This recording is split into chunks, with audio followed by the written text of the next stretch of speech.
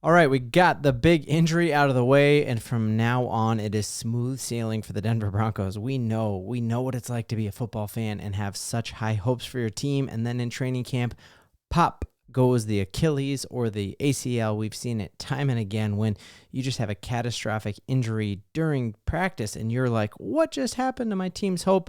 Well, the Denver Broncos were dealt a crushing blow on the injury front today, but there's a huge silver lining that it'd be bad for us to miss it. So we're going to dive into all of that.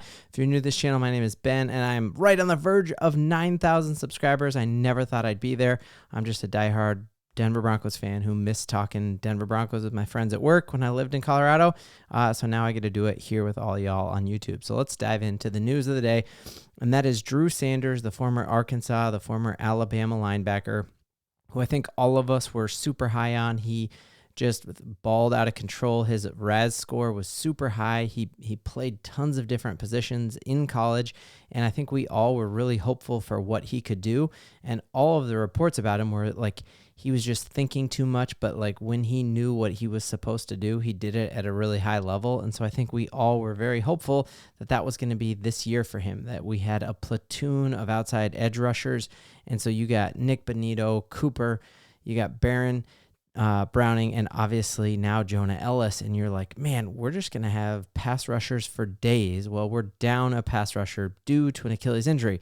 Now, that Achilles heel rupture happened actually during those first OTAs that happened right before the draft.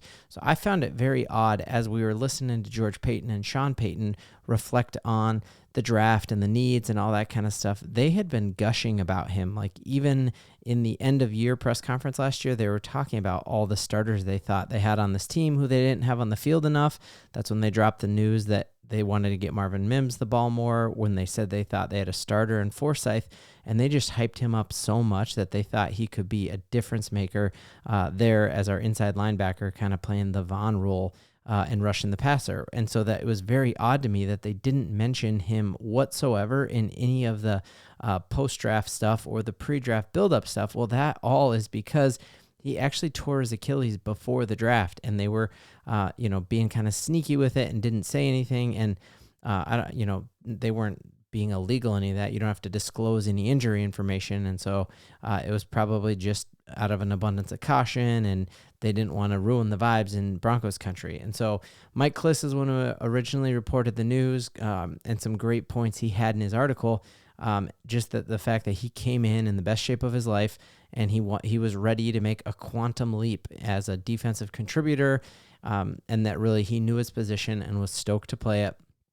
But nevertheless, he popped it. Now, it's really easy to point to the Denver Broncos medical staff and be like, oh, they tried him too hard. But if you look at Achilles injuries, it truly is an overuse injury and can happen on something super benign. And I think the most famous one of those, obviously, Aaron Rodgers, 9 seconds into the Jets season, that homecoming for him, that he tore it, and you just didn't even see it look like a big deal whatsoever. And then in the Super Bowl this year, this probably is what gave Patrick Mahomes that victory, was just looking at this. And so you just watch Greenlaw, pop his ACL right there, just jumping up and getting ready to run on the field, and you just see that thing pop. And so it really has nothing to do with the Broncos training staff whatsoever.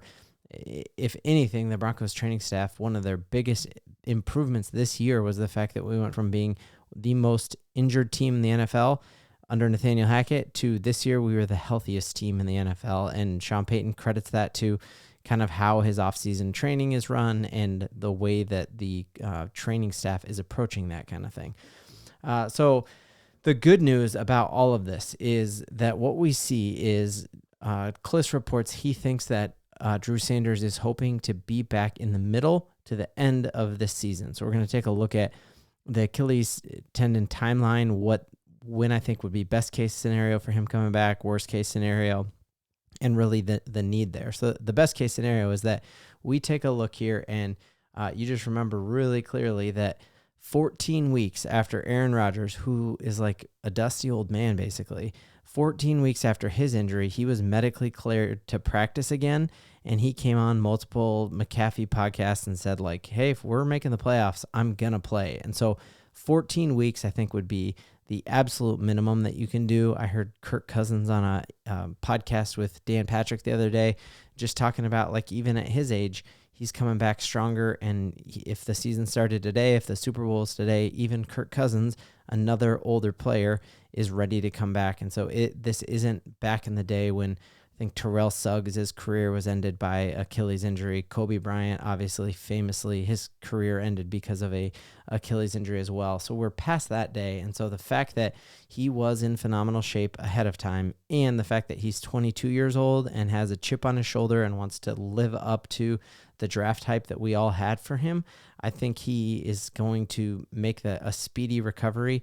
The typical timeline of an Achilles injury is 6 to 9 months. And if this injury happened on April 20th, let's take a look at the Broncos schedule and when that might be, when it might be realistic for him to come back. So looking at the schedule, this is when having a week 14 bye really hurts you, because ideally that's a added week of recovery where you can come back right after the bye and not have to miss another game. But week 14, we're talking middle to late of December, right? So we play the Browns on December 2nd. We got our mini bye, and then we play the Colts at home. So I think the latest we will see Drew Sanders this year would be here, this game against the Colts at home.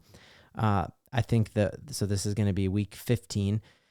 Now, if the Denver Broncos are out of the playoff hunt at that point, you just shelve him and don't play him, or you play him at this position and see what he does as a pass rusher. And if it doesn't seem like he's showing flashes, then you try to move him to maybe that inside line or the middle linebacker position next to Alex Singleton. I think looking at this schedule that if we look at this and hope that he's 22 and can make a similar recovery to an Aaron Rodgers or Kirk Cousins, I think this could be a really interesting time frame right here, October 27th. So this is our little mini bye. So we play October 17th, that Thursday night game. We're just going to mollywop the New Orleans Saints and Sean Payton's homecoming. And then we have a 10-day rest period, and then October 27th. So if this injury happened on April 20th,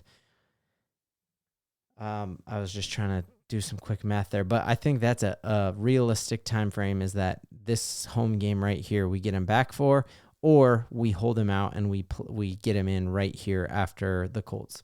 What I think is also very good news, and why it's a silver lining, is that that is probably our deepest position. We don't have a dude there who is an all-pro player who everybody knows, who you could show them their jersey and everyone's like, oh, I know who Von Miller is. But we really do have so many pass rushers that we can play there.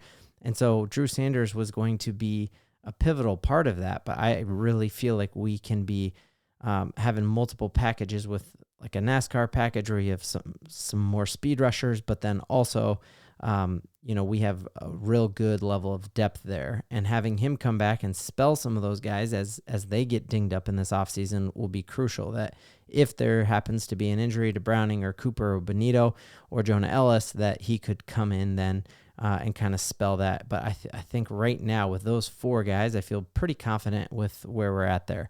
The reason that so that's the silver lining. He'll be back soon, and that's a position that we have a lot of depth. If that was Greg Dulcich, I'd be like so bummed that I wouldn't have even made a video tonight, because who else behind him? We got Kroll, obviously. We got high hopes for a rugby player out of Utah, but I think that edge rusher and that platoon of guys is one of our deepest positions, and that has me hopeful that it's not going to be quite as big of a deal as if it happened to our tight end position, or if it happened to our left tackle or something like that. So let's just hope that this is the injury bug that is in our rear view. We remember Tim Patrick popping his Achilles and missing a whole season, and that just kind of being a devastating blow because we didn't have that much depth at receiver. Luckily, this is the position where I feel like we have a lot of dudes that we can throw at problems, and that makes me hopeful.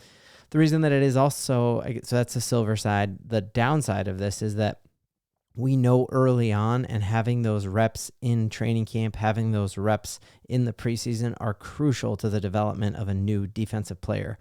One of the reasons that we had a slower development for our corner out of Iowa was that he got injured in his first year there and missed most of the preseason, and then had to come back later on in the season, and he just played special teams mostly, and now we're really high that he could make a difference. So eager to hear what you all think. Does this have you as bummed out as the Nuggets loss and the Avalanche loss and the Rockies loss, or are you still hopeful that we are going to make a push for the playoffs? Broncos country, let's giddy up.